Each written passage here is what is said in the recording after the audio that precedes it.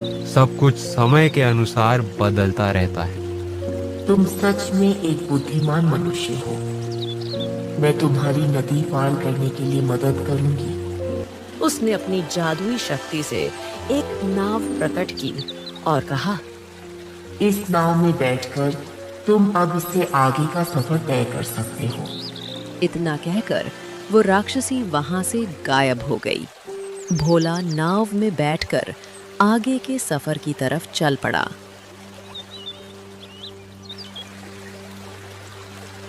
सफर बहुत ही लंबा था। नाव से उतरकर भोला नदी के उस पार पहुंच जाता है और जंगलों के रास्ते होते हुए बढ़ता जाता है। मुझे लगता है कि रात काफी हो चुकी है। हमें यहाँ रात बितानी चाहिए। यात्रा अभी बहुत लंबी है और अगर हम पूरी रात भी चलते रहें तो भी हम वहां नहीं पहुंच पाएंगे। इसीलिए अच्छा होगा कि हम यहाँ आज की रात बिताएं और सुबह फिर से अपनी यात्रा शुरू करें। हाँ बिल्कुल, तुम ठीक कह रहे हो। मैं अब भी थक चुका हूँ और यही सोच रहा था कि आज की रात कहीं गुजार लूं। हम रात तो यहाँ गुजार लेंगे, लेकिन यहाँ रात गुजारने के लिए कोई जगह भी तो होनी चाहिए। हाँ भोला, यह तो तुम ठीक कह रहे हो। हम यहाँ पर कोई जगह देख लेते हैं जहाँ पर हम रात गुजार सकें। वह दोनों काफी देर इधर उधर देखते रहे, लेकिन उन्हें रात गुजारने के लिए कोई ऐसी जगह नहीं मिली जहाँ वे रात गुजार सकें। आखिरकार उन्हें एक पेड़ मिला जिसकी शाखाएं बड़ी बड़ी थीं और उन्होंने आज की रात उसी पेड़ पर गुजारने का फैसला किया। दोनों एक एक शाखा पर सो गए। इस तरह रात गुजर गई। अगले दिन सुबह भोला और देवता अपने सफर के लिए रवाना हो गए। रास्ते में चलते चलते अचानक वे दोनों रुक गए। जब उन्होंने सामने देखा तो उन्हें एक गुफा दिखाई दी। वे दोनों गुफा के अंदर चले गए और देखा कि यह गुफा तो चारों तरफ से बंद है। भोला ने कहा, अब यहाँ से आगे जाने का रास्ता कहाँ है? क्या हमें इसके अंदर जाना चाहिए या कुछ और सोचना चाहिए? इतना कह ही रहा था कि तभी उसके सामने एक दानव प्रकट होता है। दानव ने पूछा, तुम दोनों कौन हो और यहाँ क्या ढूंढ रहे हो? हम भोला और देवता हैं। हम खजाने की तलाश में यहाँ आए हैं। हमें आगे जाने के लिए रास्ता चाहिए। क्या आप हमें इस बारे में कुछ मदद दे सकते हैं? मैं यहाँ खजाने की सुरक्षा कर रहा हूँ। अगर तुम खजाना प्राप्त करने के लिए आए हो तो तुम्हें यह पता होना चाहिए था कि यहाँ से आगे जाने के लिए तुम्हें कुछ सवालों के जवाब देने होंगे।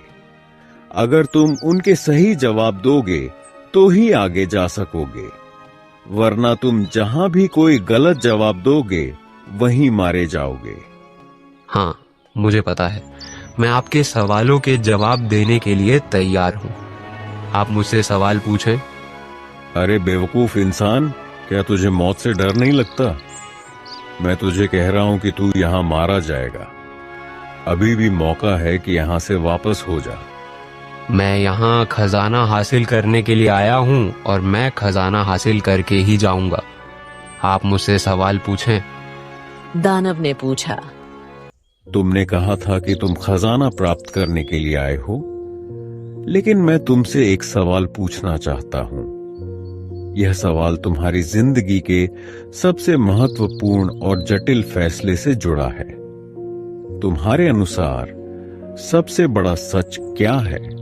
क्या वह सच है जो तुम्हें हमेशा अपने दिल में महसूस होता है, या वह सच है जो दुनिया तुम्हें सिखाती है?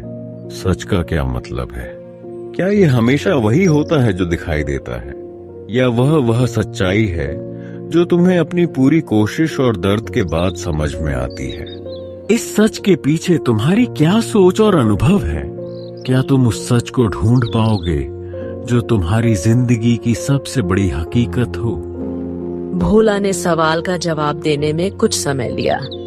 वह गहरी सोच में पड़ गया कि इतना बड़ा सवाल कैसे जवाब दिया जाए। वह जानता था कि यह एक बहुत महत्वपूर्ण सवाल है और इसका जवाब उसकी जिंदगी के सफर को बदल सकता है। आखिरकार उसने कहा, सबसे बड़ा सच वह है जो इंसान अपने दिल में महसूस करता है, और वह सच हमेशा उसके अनुभवों और भावनाओं से जुड़ा होता है। यह सच सिर्फ शब्दों में नहीं होता, बल्कि यह हमारी रोजमर्रा की जिंदगी में हमारे फैसलों, हमारे व्यवहारों और हमारी ईमानदारी में दिखाई देता है। दुनिया की सभी सच्चाइयों से बड़ा सच वह है जो हम खुद हैं, जो हम अपने अंदर महसूस करते हैं और जो हम खुद को सच मानते हैं।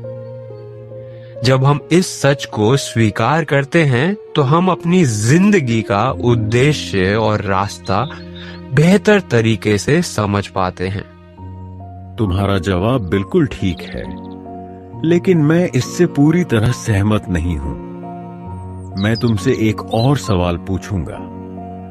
अगर तुमने इसका सही जवाब दे दिया तो मैं तुम्हें यहां से जाने का रास्ता दिखा दूंगा, लेकिन अगर तुमने गलत जवाब दिया तो मैं तुम्हें यहीं खत्म कर दूंगा।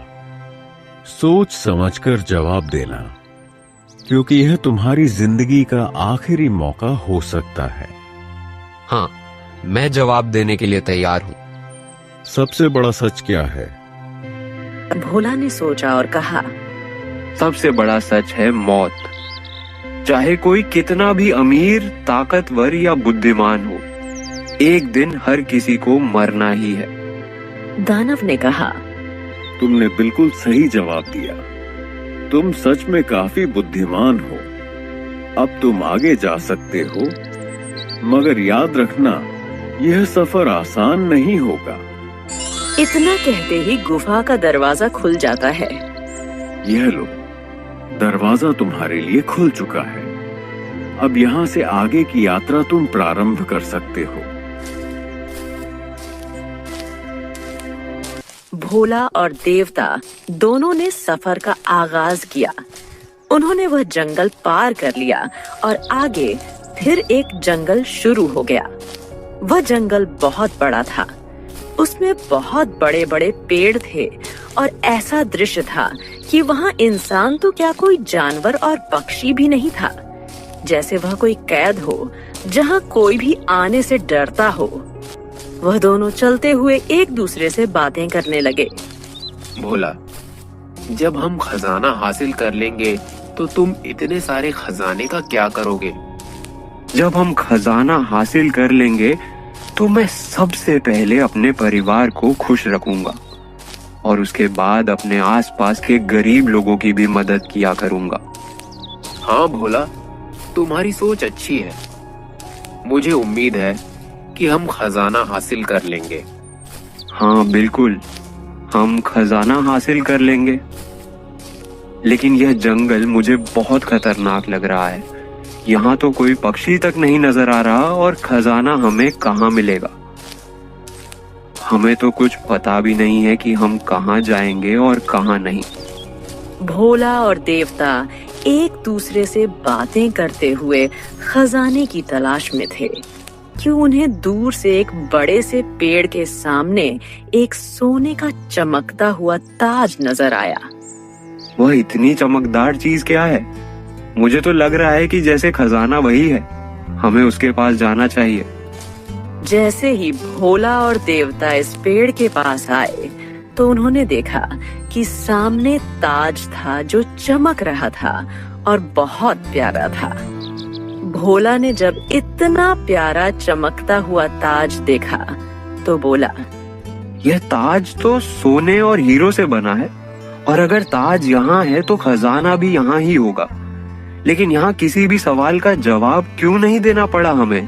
और यहाँ पर तो खजाना भी नहीं है, सिर्फ एक ताज है। आखिर ये माजरा क्या है? इन दोनों ने इधर उधर खजाने की तलाश की। जब उन्हें खजाना नहीं मिला तो भोला ने सोचा कि वह ताज को उठा ले, और जैसे ही ताज को उठाने के लिए भोला ने आगे हाथ बढ़ाया कि अचानक उसे एक आवाज आई। इतनी भी क्या जल्दी है, जरा धैर्य रखो। क्या तुम्हें नहीं पता कि तुम अपनी मौत की ओर हाथ बढ़ा रहे हो? यह आवाज सुनकर वह बहुत डर गया और पीछे हट गया और बोला, कौन है यहाँ? सामने आओ। भोला के इतना बोलते ही एक तेज आंधी आई और एक जिन्न सामने आया जो कि आधा इंसान और आधा सांप था, और वह ताज उसी के सिर पर था। जैसे ही वह सामने आया तो साथ ही जमीन में से वह खजाना भी निकलकर बाहर उग आया। अब खजाना भोला के सामने था और खजाने के पीछे वह जिन्न खड़ा था। उसने भोला से कहा, मुझे लगता है तुम ये खजाना हासिल करने के लिए आए हो, लेकिन तुम्हें ये नहीं पता कि इस खजाने को हासिल करने के लिए मौत के मुंह में कमी कूद लगानी पड़ती है। ये तुम अपने आसपास जो ढांचे देख रहे हो, यह भी वह लोग हैं जो इस खजाने को हासिल करने के लिए यहाँ तक पहुंचे, लेकिन बदकिस्मती से आखिरी सवाल का जवाब नहीं दे सके। और मुझे लगता है तुम्हारी बीवी तुम्हारा इंतजार कर रही है। तुम्हारा एक फैसला तुम्हारी जिंदगी बचा सकता है। अभी भी मौका है तुम्हारे पास। तुम यहाँ से वापस जा सकते हो, और अगर एक बार मैंने सवाल पूछ लिया, उसके बाद तुम यहाँ से वापस नहीं जा सकते। अगर तुम जवाब दे दो तो ये खजाना तुम लेकर जा सकते हो, और अगर तुमको जवाब नहीं आया तो तुमको यहाँ मार दिया जाएगा। नहीं, मुझे कोई भी डर नहीं है। तुम मुझसे सवाल पूछो, मैं तुम्हें इसका जवाब दूंगा। ये दौलत भी क्या क्या करवाती है। तुम खुद तो मरोगे ही, अपने साथी बंदर की भी जान ले लोगे। तुम्हारी तरफ बाकी भी बहुत बातें करते थे कि हम जो आप दे देंगे, लेकिन देखो तुम सामने हो, बाकी यहाँ ढेर हो चुके हैं। तुम्हारी मर्जी है। मैंने तुम्हें अपनी जिंदगी बचाने का एक मौका दिया था, लेकिन शायद तुम जिंदा नहीं रहना चाहते। जिनकी ये सारी बातें सुनकर भोला अपने दिल में सोचने लगा, मैं इतनी दूर वापस जाने के लिए तो नहीं आया था। अगर मैंने 2 सवालों के जवाब दे दिए हैं तो इसका भी जरूर दे दूंगा, और अगर मैं यहाँ से वापस चला गया तो फिर अपनी पुरानी जिंदगी में लौट जाऊंगा, और मेरी बीवी बच्चे उसी गरीबी में रहेंगे जो कि मुझे बर्दाश्त नहीं। भोला ने हिम्मत दिखाई और जिन से कहा, यह मेरा आखिरी फैसला है। आप मुझसे सवाल पूछिए, मैं आपको उसका जवाब दूंगा। अगर मैं उसका जवाब दे दूं तो आप मुझे खजाना दे दें, और अगर मैं उसका जवाब ना दे सका तो जो आपका दिल करे वही करना। बेझिझक आप मेरी जान ले लें। जिन ने भोला से सवाल किया, भोला, ये ऐसी चीज है जो ऊना पलता है, जो तुम्हारी है, लेकिन तुम इसे बहुत कम इस्तेमाल करते हो। मगर हर वह व्यक्ति जो तुम्हें जानता है वह इसका इस्तेमाल करता है। भोला यह सवाल सुनकर परेशान हो गया और सोचने लगा, ये कैसा अजीब सवाल है, और ऐसी कौन सी चीज हो सकती है जो मेरी है लेकिन मुझसे ज्यादा लोग इस्तेमाल कर रहे हैं। भोला काफी देर तक सोचता रहा, लेकिन उसे इसका जवाब नहीं आया। जिन ने भोला से कहा, हाँ भोला, तो क्या इरादा है? फिर तुम्हारी जान ले ली जाए? मैंने कहा था तुम मेरे सवाल का जवाब नहीं दे सकोगे। यह सुनकर भोला बहुत डर गया और उसने सवाल पर फिर से गौर किया। मुझे सबसे ज्यादा मेरी पत्नी जानती है, और मेरी पत्नी मेरी ऐसी कौन सी चीज इस्तेमाल करती है जो मैं नहीं करता। वह अभी सोच ही रहा था कि उसे अपनी बीवी के वो बोल याद आ गए जिनमें वह मनोहर को रोक रही थी। नहीं भोला, आप नहीं जाएंगे, हम ऐसे ही जी लेंगे। नहीं भोला। नहीं, भोला भोला मेरा नाम है, वह नाम जो मेरा है, लेकिन सब इस्तेमाल करते हैं, लेकिन मैं बहुत कम इस्तेमाल करता हूँ। हाँ, यही है। भोला ने खुशी से जीन को जवाब दिया, वो मेरा नाम है, नाम मेरा है, लेकिन सब इस्तेमाल करते हैं। जिन यह जवाब सुनकर बहुत हैरान हुआ और कहने लगा, वाह भोला, तुम बहुत समझदार व्यक्ति हो। आज तक इस सवाल का जवाब कोई भी नहीं दे सका, और जैसे कि तुमने अब इस सवाल का जवाब दे दिया है, तो यह सारा खजाना आज से तुम्हारा है। तुम इसके मालिक हो, तुम इसे लेकर जा सकते हो।